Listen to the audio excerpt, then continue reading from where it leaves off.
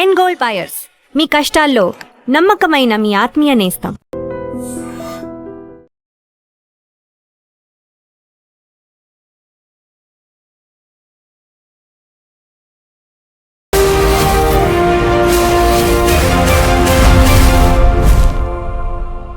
నమస్తే, welcome to iDream social spotlight with Kavitha. సాధారణంగా ఏదైనా ఒక సినిమా రిలీజ్ అయిన తర్వాత బోల్డ్ అని అభ్యంతరాలు కనిపిస్తుంటాయి. ఆ సినిమాలో ఉన్నటువంటి సీన్స్ గురించి కావచ్చు, డైలాగ్స్, పాటల గురించి బోల్డ్ అంత కాంట్రవర్సీ అనేది క్రియేట్ అవుతుంది. But for the first time cinema పూజ ప్రారంభం సమయంలోనే ఒక టైటిల్ గురించి బోల్డ్ అంత చర్చ జరుగుతోంది. అది కూడా తెలంగాణ, ఆంధ్రాకి సంబంధించినటువంటి ఈ చర్చ ఎందుకని ఇంత పెద్ద ఎత్తున జరుగుతోంది? మనతో పాటుగా ఉన్నారు senior journalist and film critic Bharadwaj గారు. సార్ నమస్కారం. నమస్తే అండి. ఇడుపు కాగితం ఒక పేరు అనౌన్స్ చేశారు, అందులో ఒక పూజ జరిగిన తర్వాత అంత కాంట్రవర్సీ లేకపోతే ఆ విపరీతమైనటువంటి చర్చ ఎందుకు జరిగింది మీరే అనుకుంటున్నారు అసలు? అంటే మాండలికాల మీద ఉండాల్సిన గౌరవం లేకపోవడం వలన జరుగుతుందండి ఇది. అంటే ఇంతకు ముందు కూడా సాహిత్యం దాశరథి రంగాచార్య గారి నవలలు అక్కడ చదివారు, ఆంధ్రాలో కూడా. అలాగే రాచకొండ విశ్వనాథ శాస్త్రి గారి రచనల్లో కూడా ఉత్తరాంధ్ర మాండలికమే వాడేవాడు ఆయన. అలాగే టైటిల్స్ కూడా రాయలసీమ నుంచి వచ్చినటువంటి రచయితలు అనేక మంది ఉన్నారు. వాళ్ళ వాళ్ళ నవలలు వాళ్ళ మాండలికమే ఉండేది. ఇప్పుడు నామిని సుబ్రహ్మణ్యం నాయుడు గారి రచనల్లో ఆంధ్ర ప్రాంతపు వాళ్ళకి తెలియని పదాలు అనేక ఉండేవి. అవి ఏమిటి అనేవి ఎత్తుక్కుని తెలుసుకుని ఆ చదివే క్రమంలో అర్థమైపోతుంది ఆ పదం ఏమిటి అనేది. ఆ పదంతో అలా ట్రావెల్ అయిపోతారు అంతే తప్ప చర్చించుకోవటం, ఈ పదాలు వాడుతున్నాడేంటి, మనకు తెలిసిన భాష వాడాలి లేకపోతే మనకు తెలిసిన పదం వాడాలి అనేటువంటి కోరికే తప్పు. అందుకని ఈ ఇడుపు కాగితం అనేది ఇదేదో మలయాళం టైటిల్లా అనిపించింది అని మొదలుపెట్టారు. మొదలుపెట్టి తర్వాత దీనికి సబ్ టైటిల్స్ వేస్తారా అని మొదలుపెట్టారు.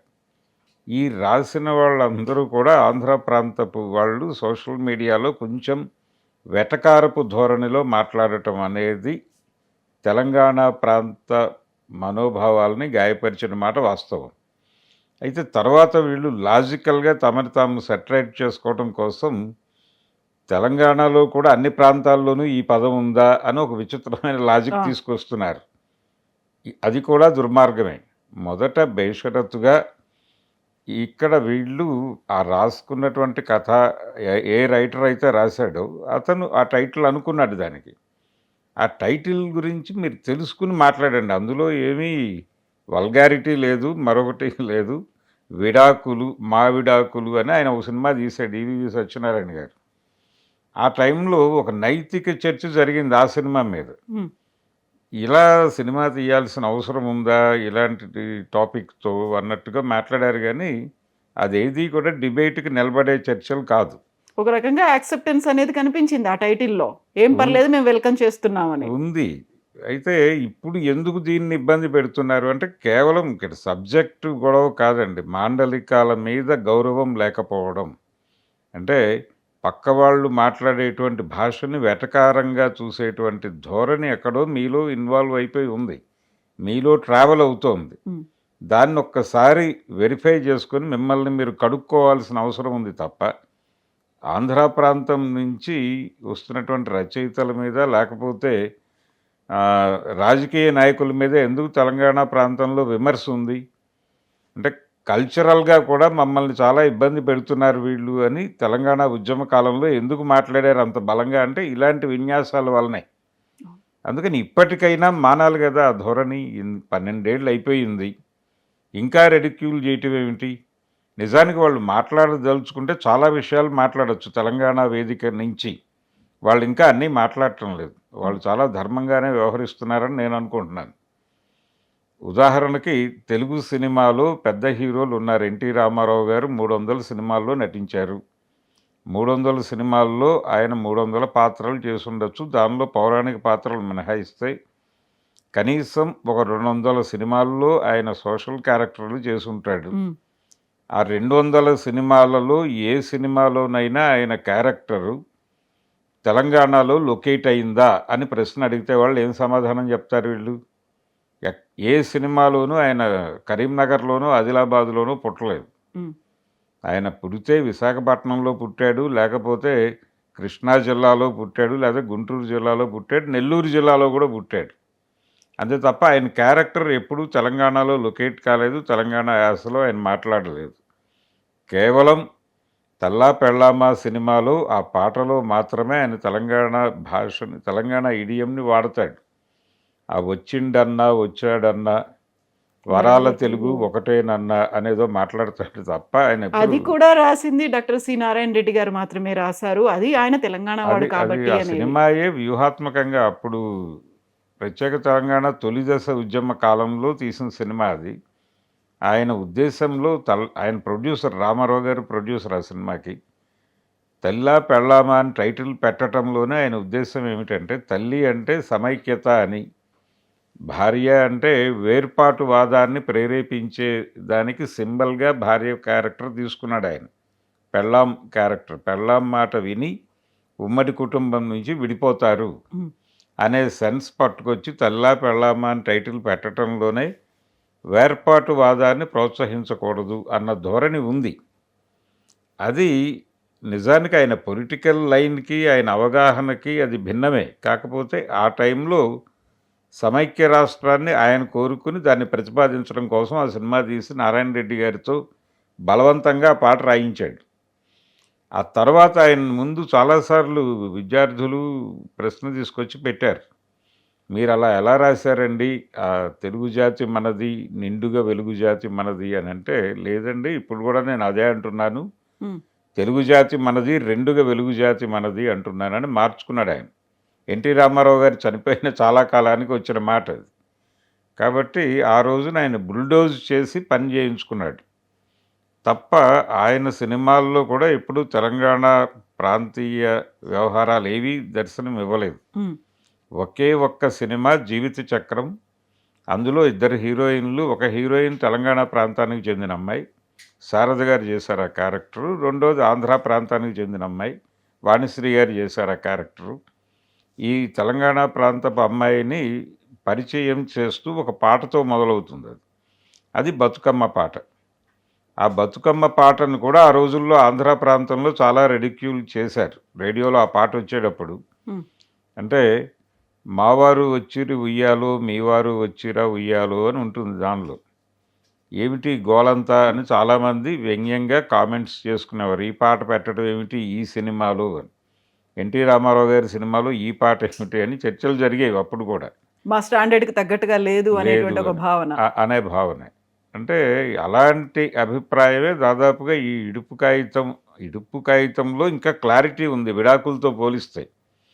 అంటే విడాకులు అనేది ఎందుకు ఎమర్జ్ అయింది, ఆ పదం వెనకాల కథ ఏంటి అనే దానిలోకి వెడితే ఉమ్, ఆ పదమే చాలా ఇబ్బందికరమైనటువంటి పదం. ఇన్హ్యూమన్ కూడా, అంటే అప్రజాస్వామికం, ఇవన్నీ కలిసి ఉన్న పదం అది. అదొక రకంగా బుల్డోజ్ చేసేటువంటి కల్చర్ని ప్రతిబింబింపజేసే పదం. విడాకులు అని అంటున్నారంటే ఎవరి ఆకు వారు తీసుకుని భోజనం చేస్తారనే అనుకుందాం. అంటే అంతకు ముందు వాళ్ళు ఏకాకు విధానాన్ని పాటించి ఉండేవారు విడాకులు కోరుకుంటున్నటువంటి వారు. ఉమ్, ఏకాకు అనే సెన్స్ ఎందుకు వచ్చి ఉంటుంది అంటే, భర్త భోజనం చేసినటువంటి ఆకులోనే భార్య భోజనం చేయవలెను. ఆయన భోజనం చేసి ఆయనకు భోజనం పెట్టిన తర్వాత ఆయన తినేసి వెళ్ళిపోతాడు. వెళ్ళిపోయిన తర్వాత ఆవిడ వచ్చి కూర్చుని అదే విస్తరిలో భోజనం చేసి అప్పుడు ఆ ఆకు తీసి బయట పారవేయవలను. ఇది సిస్టమ్. ఈ పద్ధతిలో వాళ్ళు ఒకటే ఆకు వాడుకునేవాళ్ళు. ఇప్పుడు ఎవరి ఆకు వారు కోరుకుంటున్నారు అనే సెన్స్లో విడాకులు అనే పదం వచ్చినప్పుడు దానిలో ఉన్న ఇన్హ్యూమానిటీని వీళ్ళు సీరియస్గా క్వశ్చన్ చేస్తే ఏం సమాధానం చెప్తారు ఆంధ్ర ప్రాంతం వాళ్ళు? ఇప్పుడు విడాకులు అనే దాన్ని ప్రమోట్ చేసేవాళ్ళు విడాకులు అనొచ్చు కదా, హాయిగా ఉంటుంది. ఇడుపు కాగితంలో క్లారిటీ ఉంది. మేము విడిపోతున్నందుకు ఒక కాగితం రాసుకుంటున్నాము, ఒక అగ్రిమెంటు అనేది క్లారిటీ ఉంది దానిలో. అదే బెటర్ పదం కదా, అదే వాడుకోవచ్చు అందరూ. ఇప్పుడు తెలిసింది మాకు ఇలాంటి ఒక చక్కటి పదం ఉందనే విషయం మాకు ఇంతకాలం తెలియక ఆ విడాకులు అనే దాన్ని వాడుకుంటున్నాం. ఇక నుంచి మేము కూడా విడాకులు మానేసి ఈ ఇడుపు కాగితమే వాడుకుంటాం అని చెప్పాల్సింది పోయి దాన్ని మోసుకుంటూ దీని మీద క్రిటిసిజం పెడుతూ వెళ్ళటం అనేది ఖచ్చితంగా ఇబ్బందికరమైన అంశమే. అంటే మొదటి నుంచి తెలంగాణ ఉద్యమ కాలం నుంచి వినిపిస్తున్నటువంటి ఈ బుల్డోజింగ్ ప్రోగ్రామ్, కల్చరల్ బుల్డోజింగ్ ఇవన్నీ జరుగుతున్నాయి మాకు అని వాళ్ళు మాట్లాడుతున్నారు. అస్తిత్వం అనే దాన్ని మీరు వక్రీకరిస్తున్నారు లేకుంటే వెక్కిరిస్తున్నారు అని. వెక్కిరించటమే. అస్తిత్వవాదాన్ని వెక్కిరించటం అనేది ప్రోగ్రామ్గా జరుగుతూ వస్తోంది. దాని కొనసాగింపే ఈ ధోరణి కూడా. ఇడుపు కాగితం మీద వాళ్ళు మాట్లాడుతున్నటువంటి మాటలన్నీ అవే. ఇప్పటికైనా అది మానేయటం బెటర్. మానేసి తగ్గింది కంపారిటివ్గా. ఇప్పుడు ఈ డిస్కషన్ ఇటు నుంచి ప్రతి ఒక్కళ్ళు రియాక్ట్ అవుతున్నారు. ఈ రియాక్షన్స్ మొదలైన తర్వాత కొంత కంట్రోల్ అయ్యారు, కానీ ఆ వాదనలో తప్పే ఉంది అని ఇప్పటికీ అంటే ఆంధ్ర ప్రాంతపు మధ్యతరగతి అగ్రకులాల మనసుల్లో అయితే ఇలాంటి వాటిని కొంచెం గట్టిగానే ఎదుర్కోవాలి అనే ధోరణి ఉంది. సోషల్ మీడియాలో వాళ్ళు పెడుతున్నటువంటి పోస్టులలో ఆ ధోరణి కనిపిస్తుంది. వాళ్ళు ఎక్కడో అంటే తెలంగాణ విడిపోయినప్పుడు కూడా ఎక్కువ బాధపడింది వాళ్ళే, ఆ సమూహాలే. అందుకని ఇప్పుడు కూడా ఈ ఇడుపు కాగితం గొడవలో కూడా వాళ్ళే బాధపడుతున్నారు సోషల్ మీడియాలో. కింద వాళ్ళు ఎవరు పట్టించుకోవట్లేదు దీన్ని. మంచిదే అంటున్న వాళ్ళు కూడా ఉన్నారు అటువైపు నుంచి. కానీ అంటే ఇన్ఫ్లుయెన్స్ చేసేది వీళ్ళే మీడియాలో. ఈ అగ్రకులాలకు చెందినటువంటి మధ్యతరగతి ఆడియన్సే ఇన్ఫ్లుయెన్స్ చేస్తారు సోషల్ మీడియాలో. వాళ్ళే కొంచెం క్రియేటివ్గా రకరకాల ఉదాహరణలు చెప్తూ రాస్తూ ఉంటారు. అది 10 మంది చదువుతారు. ఆ చదివిన వాళ్ళు ఇన్ఫ్లుయెన్స్ అవుతారు. అందుకని ఇన్ఫ్లుయెన్షియర్గా ఉండేటువంటి సెక్షన్ నుంచి మాట్లాడుతున్నారు కాబట్టి మొత్తం ఆంధ్ర సమాజం అంతా ఇలాగే ఉంది అని అనుకుంటే ప్రమాదం. కింది వాళ్ళకి బాగానే ఉంది, ఇదేం పెద్ద ఇబ్బందికరం లేదు. అది డిస్కషన్లో లేరు, వాళ్ళు పెద్దగా పట్టించుకోవడం లేదు. ఇదేమిటి గొడవ, ఎవరో స్టూడెంట్స్ అలాంటి వాళ్ళు ఎవరన్నా చూస్తే కామెడీగా కూడా తీసుకుంటున్నారు. కానీ వాళ్ళు నిజానికి ఆంధ్ర ప్రాంతంలోనే 4 మాండలికాలు ఉన్నాయి. ఇప్పుడు తెలంగాణలో అన్ని ప్రాంతాల్లోనూ ఈ పదం తెలుసా అని మాట్లాడుతున్న వాళ్ళకి, ఇప్పుడు ఉత్తరాంధ్ర వాళ్ళు వాడే పదాలు అన్నీ తెలుసా, దక్షిణాంధ్ర వాళ్ళకి తెలియదు. అలాగే రాయలసీమ వాళ్ళు వాడుతున్నటువంటి పదాలు అందరికీ తెలుసా అంటే తెలియదు. అక్కడ కూడా తిరిగి రాయలసీమ వేరుగానే భావించుకుంటుంది తన ఐడెంటిటీ. రాయలసీమ ఐడెంటిటీనే. ఉత్తరాంధ్ర, కళింగాంధ్ర ఐడెంటిటీ అనేవారు ఇదివరకు హయగ్రీవరావు గారు బతుకుండగా. ఈ కళింగాంధ్ర ఐడెంటిటీ అనేది అక్కడ ఉంది. వాళ్ళు మాట్లాడుతూ ఉంటారు అడపాదడప. అక్కడ ఇప్పటికీ సమావేశాలు జరుగుతాయి. మేము, మా ప్రాంతము విశాఖపట్నం రాజధానిగా కళింగాంధ్ర అనే ఒక అభిప్రాయం, ఒక నినాదం ఉంది అక్కడ సజీవంగానే. రాయలసీమలో చాలా కాలంగా ఉంది ఇదే అభిప్రాయం. అయినప్పటికీ కలిపి ఉంచారు కాబట్టి ఉన్నాయి. ఇప్పుడు ఈ ఇడుపు కాగితం అనే దాని మీద వీళ్ళు మాట్లాడుతున్నటువంటి వెకిలి మాటలు వాళ్ళలో కూడా మంట రాజేసే ప్రమాదం ఉంది. అది తెలియట్లేదు వాళ్ళకి. అందులో గతంలో తెలంగాణ మూమెంట్ అప్పుడు రాయల్ తెలంగాణ దాన్ని కలిపేయండి, మమ్మల్ని కూడా తెలంగాణలో కలిపేసుకోండి, మేము ఇక్కడ ఉండలేము అనేటువంటి ఒక వాదన పొలిటీషియన్స్ దగ్గర నుంచి కూడా వచ్చింది. అంటే చాలా ఓపెన్గా దివాకర్ రెడ్డి మాట్లాడాడు ఆ మాట.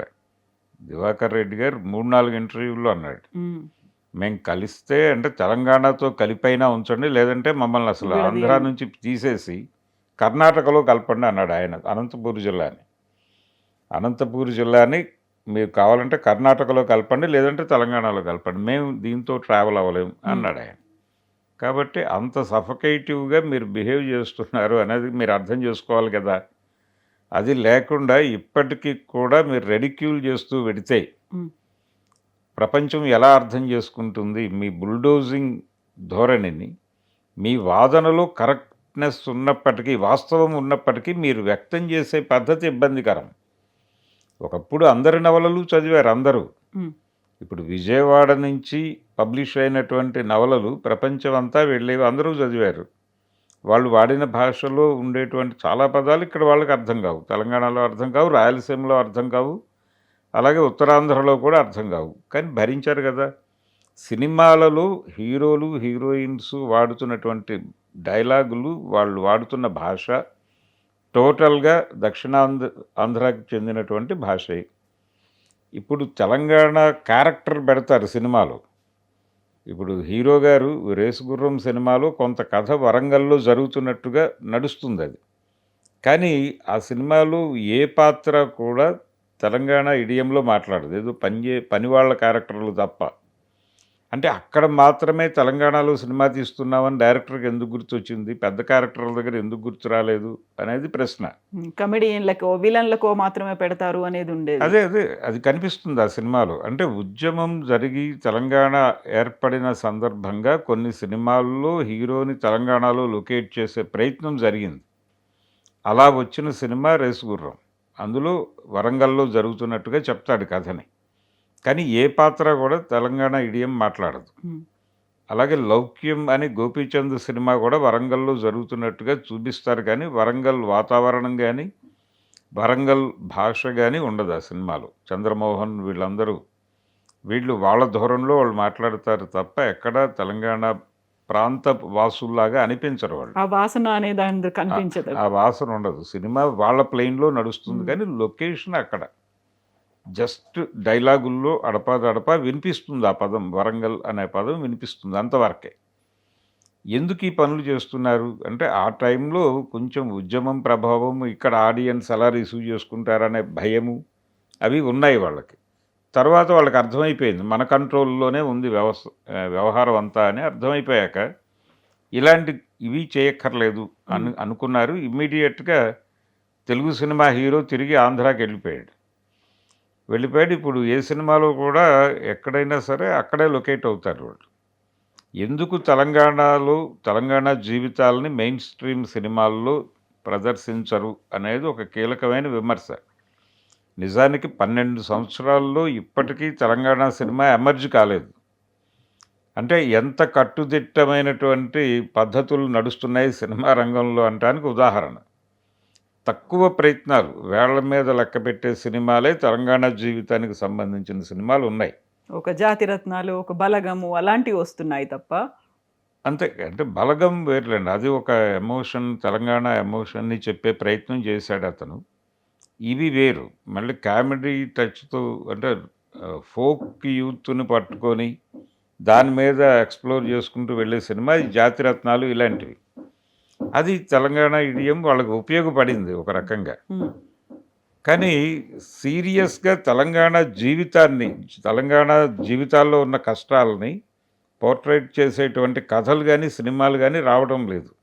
సినిమా ఇండస్ట్రీకి సంబంధించి ఎందుకు జరగటం లేదు, తెలంగాణ ప్రాంత సమస్యల్ని మాట్లాడే సినిమాలు ఎందుకు తీయటం లేదు అనే ప్రశ్న ఖచ్చితంగా వేసి తీరాలి. నిజానికి అలాంటి సినిమాలు తీస్తాం మేము, ఉద్యమం సాకారం అయిపోయి రాష్ట్రం ఏర్పడిన తర్వాత అలాంటి సినిమాలే చేస్తాము అని చెప్పిన ఎన్ శంకర్ లాంటి డైరెక్టరు ఈ 12 ఏళ్లలో ఎందుకు ఒక సినిమా తీయలేదు?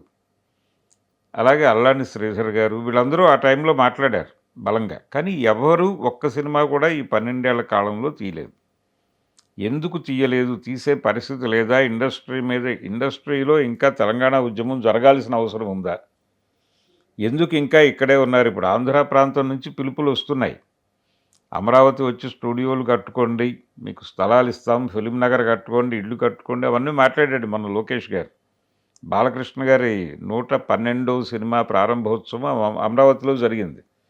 అమరావతిలో ఉన్నటువంటి వెంకటేశ్వర స్వామి గుడిలో పూజ చేసి మొదలుపెట్టారు వాళ్ళు.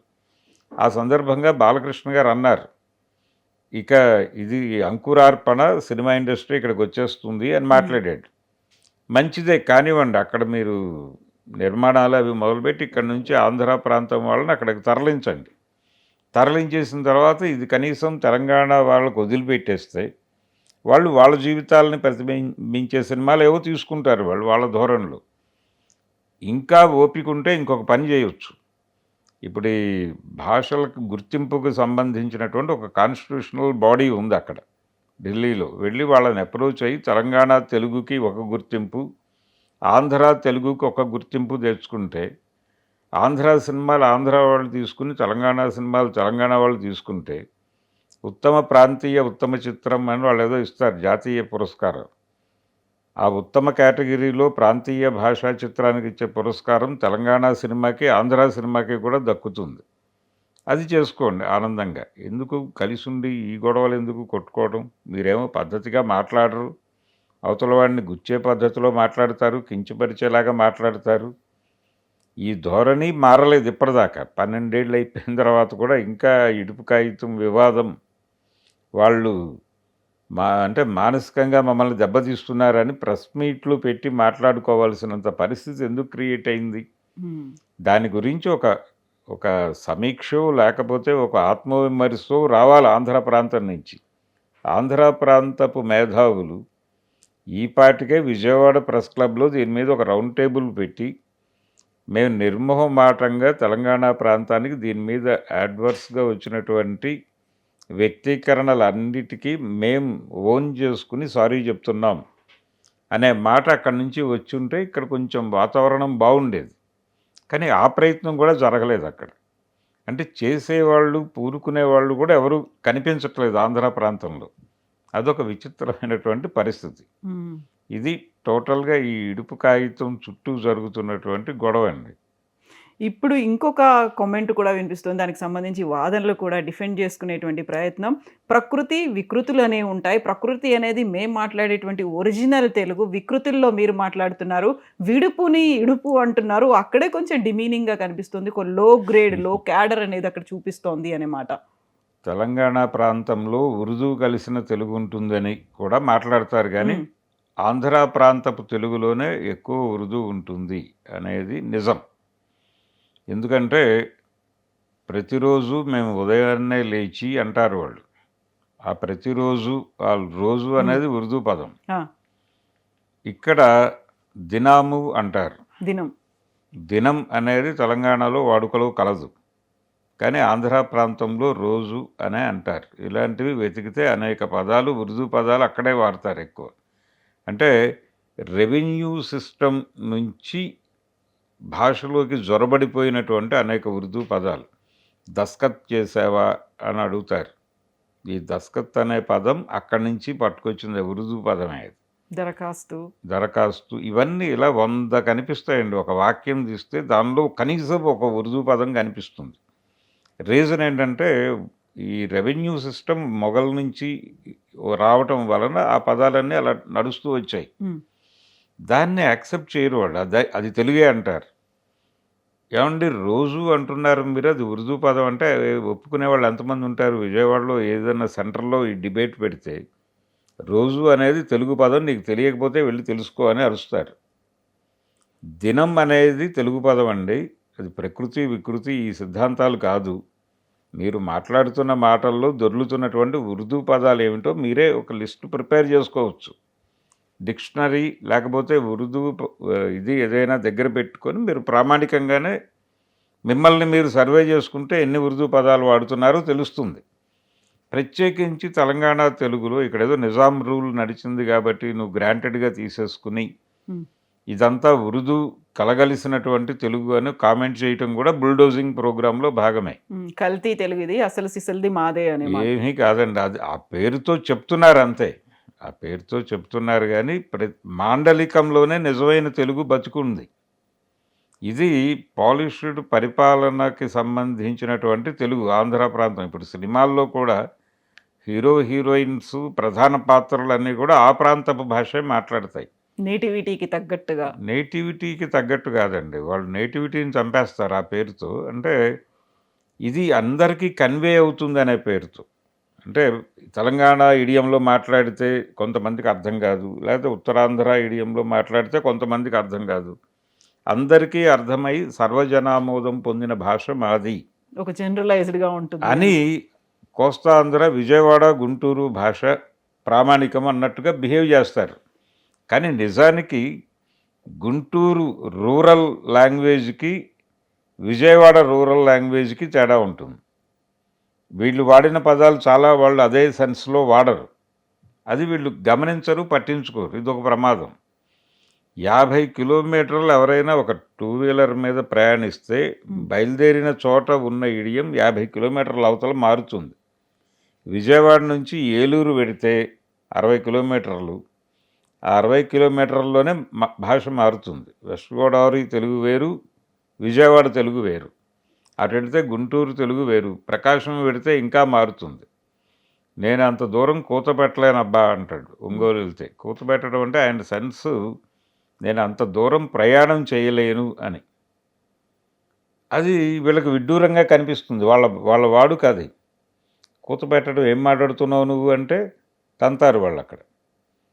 దాన్ని రెడిక్యూల్ చేయటం చాలామంది విజయవాడ ప్రాంతపు వాళ్ళు ఒంగోలు ఎడితే ఈ జోకేస్తారు అక్కడ. ఇలాంటి పదాలు అనేకం దొరుకుతాయి. నీకు వింత అది. ఉమ్, అంటే ఇది ప్రపంచపు వింత అని చెప్పి నువ్వు సినిమాలో కామెడీ క్యారెక్టర్కి పెట్టేస్తావు. ఇది ప్రమాదం. నీకు వినోదం కలిగించింది ప్రపంచానికి వినోదంగా జొప్పించటంలోనే నీ దుర్మార్గం ఉంది.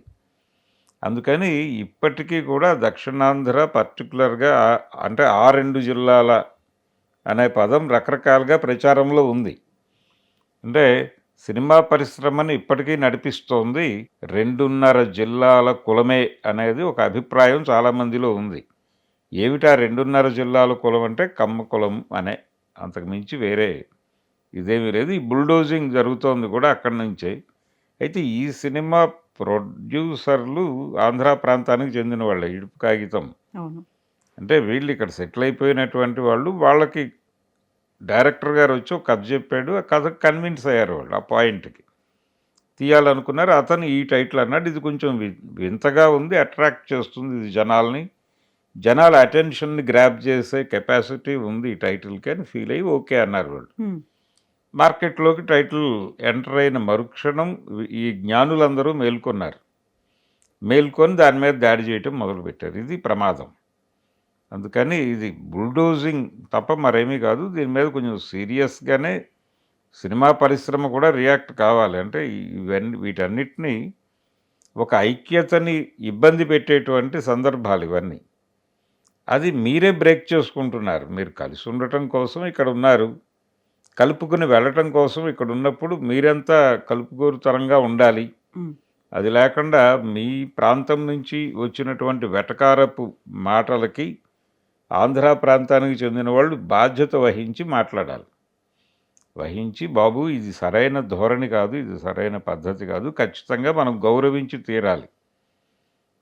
అంటే ఏ మాండలికాన్నైనా గౌరవించాలి. ఉత్తరాంధ్ర మాండలికాన్నైనా గౌరవించాలి, తెలంగాణ మాండలికాన్నైనా గౌరవించాలి. ఆ పదాలు ఏమిటో మీరు తెలుసుకోవాలి. పైగా తెలియనంత సబ్ టైటిల్స్ వేస్తారా ఈ సినిమాకని మాట్లాడారు కొంతమంది. డబ్బింగ్ చెప్తారా? ఇది దుర్మార్గమైన మాటలు. అంటే సబ్ టైటిల్ వేయాల్సిన అవసరం అంటే ఇడుపు కాగితం అనేది నీకు అర్థమవుతుంది కదా. పోనీ మీ ప్రకృతి ప్రకారం విడుపు అనుకుందాం. ఇప్పుడు యాక్చువల్గా విడుదల పత్రం అని ఒక పత్రం ఉంది. అంటే హక్కు విడుదల పత్రం అంటారు దాన్ని. ఉమ్, హక్కు విడుదల పత్రము అంటే ఎవరైనా ఇప్పుడు ఒక ఫ్యామిలీలో ఆడపిల్లలకి పెళ్ళిళ్ళు చేసినప్పుడు కట్నాలు ఇవన్నీ ఇస్తారు. ఇచ్చిన తర్వాత ఒరిజినల్ ప్రాపర్టీలో మాకు హక్కు లేదు అని ఆడపిల్లలతో ఒక సంతకం తీసుకుంటారు. తీసుకుని ఏదైనా రేపు ఫర్దర్గా ఆవిడ పిల్లలు ఎవరో క్లెయిమ్ చేస్తే ఇదిగో మీ అమ్మగారు మాకు రాసి ఇచ్చారు ఈ కాగితం, ఆ రోజునే ఆవిడకి రావాల్సిన డబ్బులు మేము రకరకాల రూపాల్లో ఇచ్చేసాం అని చెప్పి చూపించుకోవడానికి ఈ హక్కు విడుదల పత్రం అని ఒకటి రాయించుకుంటారు. దాన్ని పోల్చి మాట్లాడుతున్నారు కొంతమంది ఆంధ్ర ప్రాంతపు వాళ్ళు. అంటే ఈ హక్కు విడుదల పత్రాన్ని వీళ్ళు ఇలా అంటారేమో అని చెప్పి కొంతమంది మాట్లాడుతున్నారు. కానీ చాలా స్పష్టంగా ఇడుపు కాగితం అనే దానిలో ఒక డెమోక్రటిక్ స్పేస్ ఉంది. అంటే ఖైదు నుంచి విముక్తి చెందుతున్నట్టుగా ఉంది. అది విడుపు అనే దానిలో ఒక స్వేచ్ఛని కోరుకునేటువంటి సెన్స్ ఉంది. ఈ కలిసి ఉండటం అనే దానిలో ఇబ్బంది ఉంది, వాళ్ళు విడిపోయి సుఖంగా బతుకుతారు అనే సెన్స్ క్యారీ అవుతుంది అవి ఇడుపు కాగితం అనే మాటలోనే. విడాకులు అనే దానిలో చాలా ఫ్యూడల్ అణచివేత ధోరణి ఉంది. అందుకని థియరిటికల్గా కూడా ఇది కరెక్టు అది తప్పు అని చెప్పచ్చు, నో ప్రాబ్లం. అంత స్పష్టమైనటువంటి దుర్మార్గ లక్షణాలు ఇంకా మీలో నడుస్తున్నాయి కాబట్టి కొంచెం మిమ్మల్ని మీరు కడుక్కుంటే బాగుంటుందని చెప్పడం తప్ప ఇందులో ఇంకా దీన్ని డిస్ప్యూట్ చేయాల్సినంత చేస్తారు ఇప్పటికే. కానీ ఇప్పటికీ ఆంధ్ర ప్రాంతపు మేధావులు ఒక చోట కూర్చుని దీని మీద ఒక అభిప్రాయ ప్రకటన చేయాల్సిన అవసరం అయితే ఉంది. దానికి కనీసం రచయితల సంఘాలు ఉన్నాయి. అక్కడ విప్లవ రచయితల సంఘం ఉంది, ఇతర రచయితల సంఘాలు చాలా ఉన్నాయి. వాళ్ళు ఎవరైనా చొరవ తీసుకుని ఒక మీటింగ్ పెట్టి ఆ ప్రాంతం నుంచి ఒక అభిప్రాయ ప్రకటన చేయిస్తే బాగుంటుంది. Yes sir, thank you so much sir. Thank you.